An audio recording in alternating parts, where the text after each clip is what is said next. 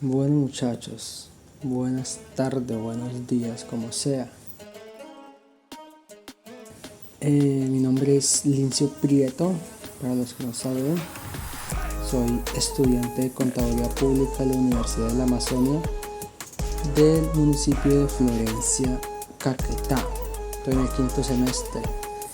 En este día les vengo a hablar un poco sobre cómo se hace el reconocimiento y la medición de las inversiones. Entonces, lo primero que nosotros debemos saber, pues, qué es una inversión, hablando en el área de contabilidad. Entonces, pues, una inversión básicamente es poner a trabajar nuestro dinero, ¿cierto?, para generar ganancias adicionales, ¿sí? Es la destinación de recursos, pues, con la expectativa de generar rendimientos en un futuro. Una inversión a una tasa de intereses y pues en un futuro por esa tasa de intereses empiezo a recibir ganancias. ¿Cómo se hace el reconocimiento de estas inversiones? Por lo regular las empresas pues deben presentar en su contabilidad pues todos esos registros, todos esos movimientos, esos detalles, esos hechos que suceden, ¿cierto?, que ellas realizan pues en el desarrollo de su actividad. Tenemos en ese caso pues las inversiones financieras, ¿no? Entonces, ¿cómo se deben reconocer esas inversiones? Básicamente hay dos formas de reconocerlo, ya sean inversiones que se clasifiquen como equivalentes de efectivo o inversiones que se clasifiquen como inversiones al vencimiento. Esas inversiones que se clasifican como equivalentes de efectivo pues deben cumplir con ciertas características. Una de esas principales características es que se conviertan fácilmente en efectivo, es decir, que tengan alta liquidez. Listo. Y otra característica es que su vencimiento sea a corto plazo. Corto plazo es inferior a 90 días, es decir, inversiones que se hagan con un plazo máximo de 3 meses, que no pasen los 3 meses. Y que el riesgo de fluctuación sea mínimo, o sea, que el riesgo de yo perder esa inversión pues sea en realidad insignificante. Aquellas inversiones que se clasifican al vencimiento pues son lo contrario, ¿no? Aquellas que se mantienen hasta el vencimiento de la inversión y que son mayores a 3 meses. Ya la inversión pues eso lo determina la empresa, lo que le convenga, pues sí, la duración de la inversión. Ya la que determina a qué tiempo pues va a ser la inversión. Bien.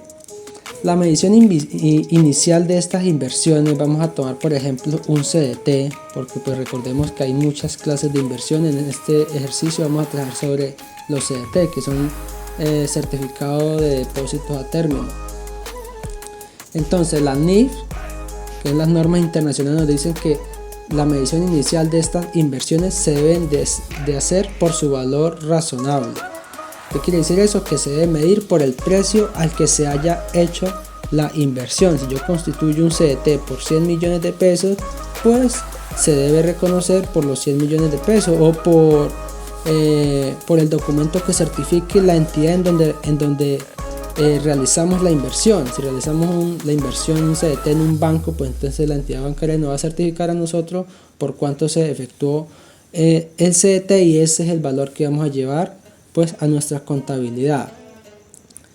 Bien, ahora, ¿cómo se hace la medición posterior? Y es aquí en donde empieza ya lo grave en la contabilidad. ¿Por qué? Porque resulta que para aquellas inversiones que se registran como inversiones al vencimiento existe un conflicto entre las normas contables y entre las normas fiscales. Ahora les explico por qué. Sigamos con ejemplo con el CDT. Entonces, aquellas inversiones que se clasifiquen como equivalentes de efectivo, pues se seguirán midiendo por su valor, ¿cierto? Por el valor certificado por la entidad en donde se haya constituido el CDT, es decir, por el valor del CDT. ¿Y qué pasa con los intereses que genera esa inversión? Recordemos que las inversiones, pues algunas se capitalizan, ¿cierto? O sea que se les debe sumar los intereses al valor inicial de la inversión. Pues para el caso de las inversiones que son equivalentes de efectivo no se capitalizan, ¿sí? O sea que los intereses van a registrarse de manera separada, ¿sí? No se van a llevar al valor de la inversión. Entonces en este caso pues los intereses pues se van a reconocer como un ingreso, ¿sí? Si yo constituyo un CDT, si la empresa constituye un CDT y tiene ingresos financieros, que son los intereses, pues se clasifican como un ingreso, y si no lo han pagado, pues entonces contra una cuenta por cobrar o un gasto contra una cuenta por pagar según corresponda.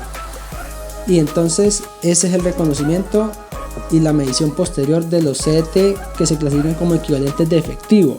Ahora, ¿qué pasa con los CDT que se clasifican como inversiones al vencimiento?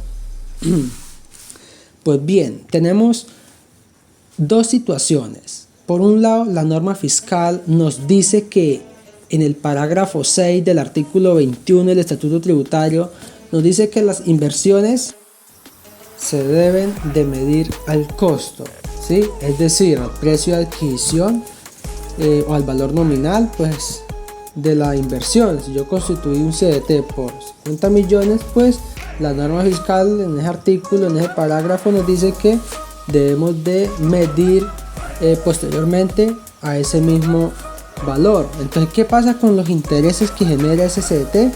Pues se tienen que reconocer por separado, o sea, como un ingreso, ¿sí? O sea, no lo podemos sumar al valor de la inversión. Entonces, ¿qué pasa con esa norma fiscal? Pues muy sencillo, ¿no?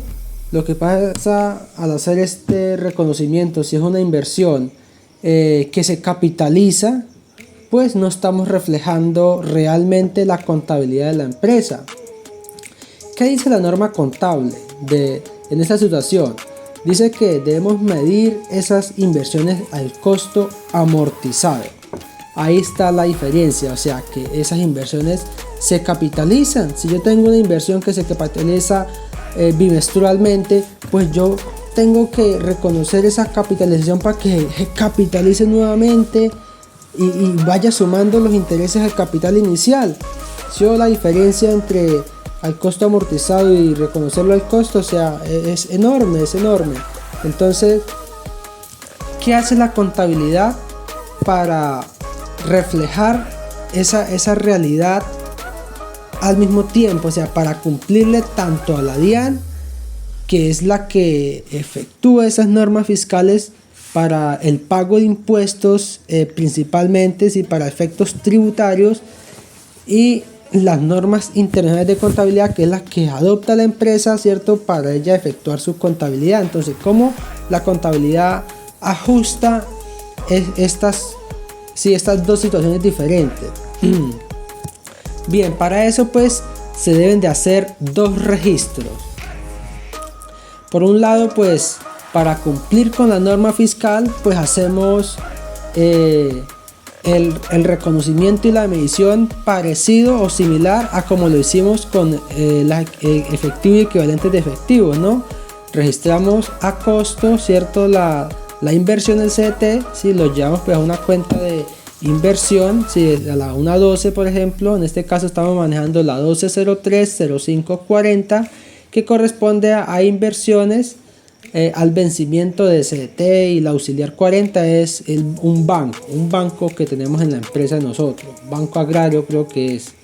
Entonces la llevamos ahí, ¿no? Y los intereses que se causen pues los reconocemos como un ingreso financiero por intereses, o sea, una 42 contra una 1345, que es una cuenta por cobrar. Ahora, que ahí ya estamos cumpliendo con la norma fiscal. ¿Cómo cumplimos con la norma contable que nos dice que debemos reconocer y medir eso al costo amortizado?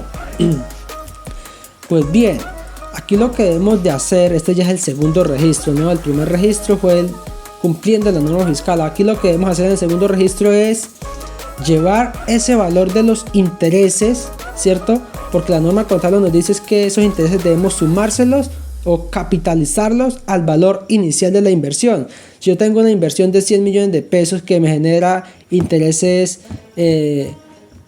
por, no sé, 5 millones mensual, pues mensualmente yo tengo que ir capitalizando esos 5 millones y reflejándolos en la contabilidad. ¿Qué quiere decir? Que a partir del mes 1 ya yo no voy a tener en los libros contables de la inversión 100 millones de pesos, sino 105 millones de pesos. y sobre esos 5 millones, sobre esos 105 millones se sigue capitalizando y al siguiente mes pues van aumentando y así aumentando constantemente, ¿no? Entonces, ¿cómo yo registro esos intereses? Pues me toca llevarlo a una cuenta 1203, que es prácticamente lo mismo, inversiones al vencimiento, pero ya no la vamos a llevar al auxiliar que tenemos del Banco Agrario, sino que la vamos a llevar a una cuenta que es la auxiliar 97, que básicamente es la que se encarga de registrar todas esas diferencias fiscales que se presentan entre las normas fiscales y las normas contables. Entonces lleva a un auxiliar 97 que haga parte pues de inversiones al vencimiento y contra un ingreso por cobrar, pero como se mira ahí, ya no es un ingreso por cobrar a la 01, auxiliar 01, sino a la auxiliar 97 también, que es la que se encarga de registrar todas las diferencias fiscales entre lo tributario y entre lo contable. Ahora bien, llegamos a una parte que nos interesa bastante, que es cómo vamos a calcular los intereses. Pues para calcular los intereses que vamos a medir y a reconocer en nuestra contabilidad, debemos de conocer varios valores muy importantes. El primero que todo es el valor de la inversión, pues por cuánto constituimos ese CDT, ¿no? 50 millones de pesos, 30 millones, 10 millones, 5 millones, el valor del CDT. Lo segundo que vamos a tener que tener en cuenta es la tasa efectiva anual y la tasa nominal anual. La tasa efectiva es la tasa de interés por la cual está constituida ese CDT, al 5%, al 10%, al 8%, eso es. La tasa nominal pues ya nosotros la debemos de sacar, eso se llama equivalencia de tasas, ahí hacemos el procedimiento y sacamos la tasa nominal, que es con la que vamos a trabajar en la fórmula. Luego tenemos que conocer el número de capitalizaciones al año, que quiere decir que si yo constituyo un CDT que se capitaliza mensualmente, pues quiere decir que el número de capitalizaciones son 12. Si se capitaliza bimensualmente, o sea, cada 2 meses, quiere decir que el número de capitalizaciones va a ser 6, y así sucesivamente. Lo otro que debemos conocer es el periodo de liquidación. El periodo de liquidación pues, es básicamente la fecha en la que yo constituí el CDT, la fecha inicial y la fecha final a la cual estoy ya registrando, ¿cierto? Esa medición posterior de ese CDT. ¿Qué quiere decir? Que yo constituyo un CDT, por ejemplo, el 15 de febrero y tengo que reflejar en la contabilidad o cerrar contabilidad el 28 de febrero, pues tengo que calcular los intereses por ese restante día. Entonces, ya sabiendo el periodo de liquidación, pues sacamos el número de días a liquidar. Una vez teniendo todos estos datos, pues vamos al cálculo de interés. Utilizamos las fórmulas interés, ¿sí? Que es igual al valor inicial de la inversión por la tasa nominal anual por el número de días a causar dividido en 360. ¿Por qué en 360? Porque lo estamos calculando a día y pues 360 días constituye o hace referencia pues al año normal, ¿cierto? Al año laboral, 360 días, el año en que uno pues calcula los intereses. Si fuera mensual, si es un mes completo, pues entonces ya no multiplicaríamos donde dice por n por número de días, sino pues por un mes y lo dividiríamos pues dependiendo en 12, ¿no? El número en 12 meses al año. Ahí se pueden ver también las equivalencias de tasa, la tasa de interés nominal, cómo se calcula, y la tasa de interés efectiva. Pues por lo regular siempre nos dan una de las dos siempre es la que sabemos. Pues si necesitamos la otra, pues hacemos las diferencias aquí, anotamos las fórmulas y ahí calculamos la que vayamos a necesitar. Por ejemplo, para calcular los intereses necesitamos la tasa nominal, y si tenemos la tasa efectiva, pues hacemos la equivalencia de tasas respectivamente. Y pues nada, eso es todo. Eso ya son temas para otros videos tal vez. Y pues nada, ese es el proceso para reconocer y medir estas inversiones que se clasifiquen tanto como equivalentes de efectivo como inversiones al vencimiento. Muchas gracias por estos minutos y pues nada, nos vemos otro día.